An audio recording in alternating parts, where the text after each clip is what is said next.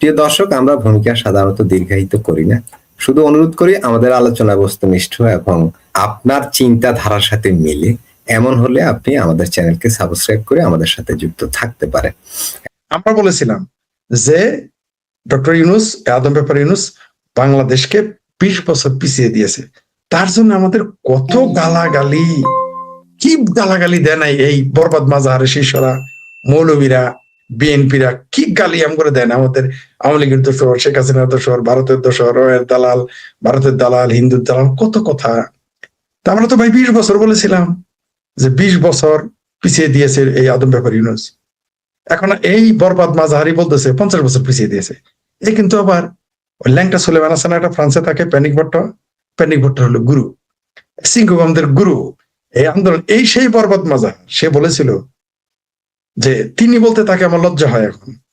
কারণ বুদ্ধিজীবীরা আপনি যখন আপনার নিজের মর্যাদা না রাখবেন, এর জন্য দায়ী সেই, তাকে তিনি বলার কথা, তাই না? কিন্তু কেন সে বলতেছি, কারণ তার মর্যাদা সেই ঘটিয়েছে, কমিয়েছে।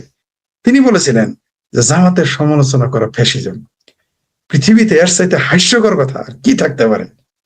এই কথাটা যদি আমি এখন বলি, আওয়ামী লীগের সমালোচনা করা ফ্যাসিজম, বঙ্গবন্ধুর সমালোচনা করা ফ্যাসিজম, শেখ হাসিনার সমালোচনা করা ফ্যাসিজম, নরেন্দ্র মোদীর সমালোচনা করা ফ্যাসিজম যদি আমি বলি, তাহলে আমাকে বরবাদ মাজার এবং তার সেলারাই আমাকে কি গালি টানা দিবে?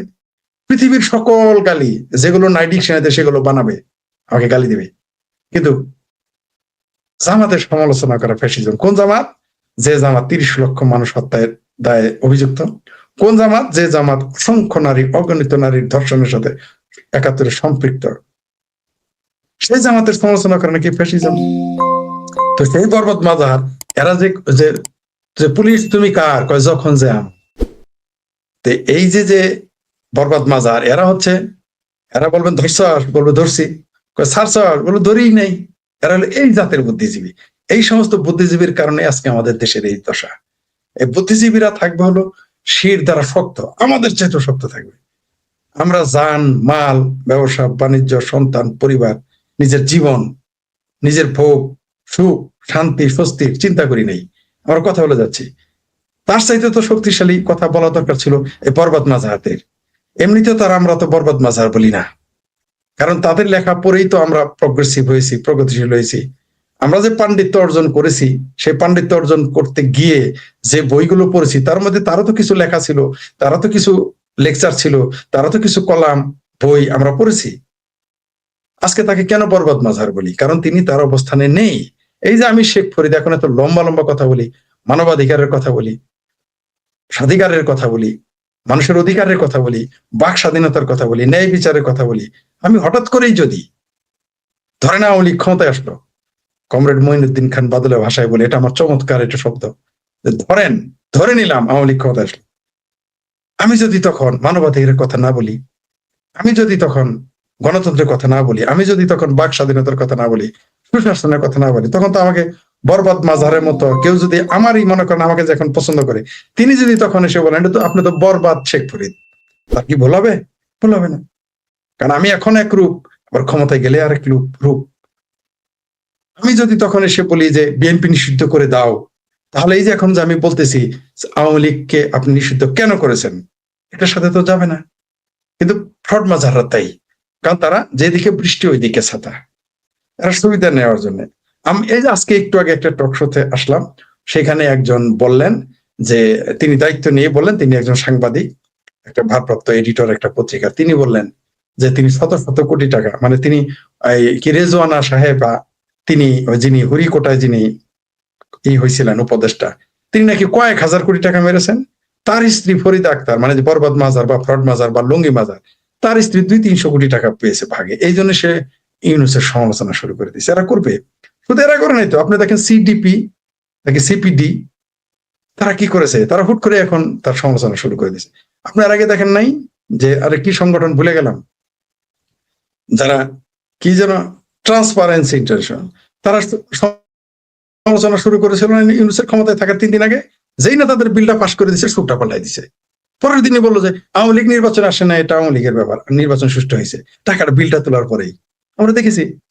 আবার দেখবেন এই ট্রান্সপারেন্সি ইন্টারন্যাশনাল দেখবেন কয়েকদিন পরে বিএনপির বিরুদ্ধে লাগবে। এই জামাতের বিরুদ্ধে লাগবে, এদের আসলে কোনো ব্যক্তিত্ব নেই। তো জামাতের কথা যেটা আপনি বললেন, জামাতের ভয়ে আছে, কারণ হচ্ছে এরা জানে যদি বিচার হয়ে যায় তাহলে এরা বিপদে পড়ে যাবে সবার আগে, এবং এবার নিষিদ্ধ হবে। আপনি নিশ্চিত থাকেন 71-এ যা মানে 75-এর পরে যা হয় নাই, এইবার হয়ে যাবে। জামাত বাংলাদেশের জন্য, শিবির বাংলাদেশের জন্য চিরতরে নিষিদ্ধ হয়ে যাবে। আওয়ামী লীগ তো এবার বুঝে ফেলেছে, আওয়ামী লীগ 95% বুঝে ফেলেছে যে মৌলভী সাহেবের আসলে কি, এই ওয়াজ যারা করে তারা যে একটা আওয়ামী লীগ বিএনপি না, সবচেয়ে জামাত, এটা বিএনপিও বুঝে ফেলেছে, জামাতও বুঝে ফেলেছে, আওয়ামী লীগও বুঝে ফেলেছে। তারপরেও তারা ভুল করে, এদেরকে আবার আশ্রয় প্রশ্রয় দেয়, এদেরকে যদি নামে বেনামে রাজনীতি করতে দেয়, তাহলে তারা আবার 5ই আগস্ট ঘটবে, আবার 5ই আগস্ট ঘটবে। আবার এই যে দেখেন আমার ভাবির পোলার এখন বলতেছে তারেক রহমানের তারা ফাঁসি দেখতে চায়। এতদিন শেখ হাসিনার চাইছে, তারেক রহমানের চাইতেছে যখন তারেক রহমান প্রধানমন্ত্রী। তো এটা দেখতে থাকেন সামনে কি হয়। তবে দেশে কিন্তু আমি বলেছিলাম যে নির্বাচন যদি হয়, ইলেকশন তার হবে না, হবে সিলেকশন, যদি তা হয় বাংলাদেশ একটা অন্ধকারে পতিত হবে। অলরেডি সেই গর্তে আমরা পড়ে গেছি। এখান থেকে আমরা কিভাবে বের হয়ে আসব সেটা নিয়ে আমাদের আলোচনা করা দরকার। জি, ধন্যবাদ। মাসুদ ভাই, আমি ওনার সাক্ষাৎকারটা আমি শুনছি, আগেও শুনছি, পরে যে আজকে একটা সাক্ষাৎকার দিচ্ছে পড়াটা শুনিনি, তবে মিনটা শুনলাম। উনি মূলত আসলে 5 তারিখের পরে যে যে উনি হওয়ার পরে, ক্ষমতা পাওয়ার পরে স্বরাষ্ট্র মন্ত্রণালয়ের, এরপরে একটা মন্তব্য, সঠিক মন্তব্য, মানে বাস্তবতার যেটা সঠিক ছিল সেটা মন্তব্য করতে গিয়েই তার কিন্তু পথ হারায়। এরপরে উনি ওনার সাক্ষাৎকারে নিজে বলছে যে উনি পদত্যাগ করতে চেয়েছিল, ইউনূস সাহেব ওনাকে অনেক রিকোয়েস্ট করে বা যে কোনো ভাবে হোক ওনাকে রাখছে, রিকোয়েস্ট করে রাখছে, কি রাখছে ওনার ভাষ্য অনুযায়ী রিকোয়েস্ট করে রাখছে। তা আমরা তো বুঝি যে কিভাবে হয় না হয় কি ঘটনা। এরপরে উনি অনেকগুলি সাক্ষাৎকার দিচ্ছে, তার মধ্যে একটা জিনিসই আপনার স্পষ্ট বলছে যে যে অন্তর্বর্তী সরকারের যে আপনার গুরুত্বপূর্ণ যে কাজগুলি হইতো বা গুরুত্বপূর্ণ যে সিদ্ধান্ত হইতো ওনার মধ্যে এগুলি রাখতো না। মানে এরপরে উনি বললো যে, উনি ঘুরায় বলছে যে আমি আসলে ব্যস্ত থাকতাম, বিভিন্ন সময় ফিল্ডের দিকে থাকতাম, ফিল্ডে আমি কাজ করছি, ফিল্ডে ঘুরছি, যে কারণে আমি ওইগুলিতে আসলে যুক্ত ছিলাম না বা আমাকে রাখে নাই। মূলত আসলে ওনাকে ওই সময় যদি পদত্যাগ করতে, তাহলে হয়তো ইউনূসের একটা বেকায়দা পড়ে যেত। এরপরে ওই জন্য ওনাকে রাখা হয়ে ওরা বাইরে রাখছে যে তুমি বাইরে ঘুরো, তোমার কোনো কাজ নাই। এবং উনি আর একটা স্বীকার করছে এটা, যে ওই যে পুলিশ হত্যার ব্যাপারটা সাক্ষাৎকারে করছে, যে বলে দেখেন কি হয়েছে না হয়েছে এটা তো তদন্তের ব্যাপার, তদন্ত করা উচিত এবং এটা আমিও চাই এটার একটা বিচার হোক। উনি কিন্তু এটা নিজেও স্বীকার করছে। আপনি ওনার সাক্ষাৎকার শুনলে আপনি পাবেন। আসলে আমরা তো নিজেও দেখছি যে আপনার কিছু সংখ্যক উপদেষ্টা আছে, তারাই দেশ চালাইছে, আর মেন যে উপদেষ্টা তাদের কোনো ইয়াই আমরা পাইনি, খুঁজে পাইনি। আপনার ওয়াহিদুদ্দিন মাহমুদ আছে, ওনাদের কোনো আমরা চেহারাই কোনোদিন দেখি নাই। ওনারা শুধু পুতুল হিসাবে আপনার ছিল। কয়েকজন আপনার যে ছিল, আপনার ইয়াং ছিল 2-3 জন, আর পরে তখনকার আমলের মানে প্রবল ক্ষমতাধর যেটা আসিফ নজরুল সাহেব, এবং ওই যে আপনার ওই যে আপনার বেলার যে উনি, এরপরে 2-4 জন,